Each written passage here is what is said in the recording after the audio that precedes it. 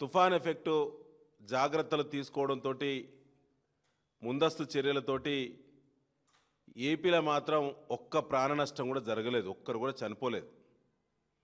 కానీ మన తెలంగాణ ప్రభుత్వం మొద్దు నిద్ర వల్ల ముందస్తు చర్యలు తీసుకోకపోవడం వల్ల ఇప్పటికి ప్రకటించబడినటువంటి మరణాలు 12.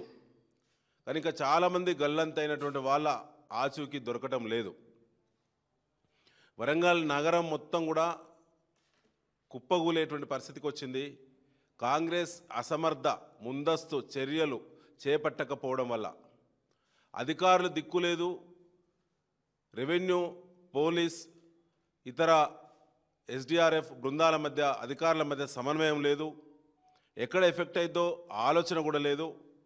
ముందస్తు చర్యలకు ప్రభుత్వం ఉపక్రమించకపోవడం వల్ల ఇవాళ విధ్వంసం ఎక్కువ.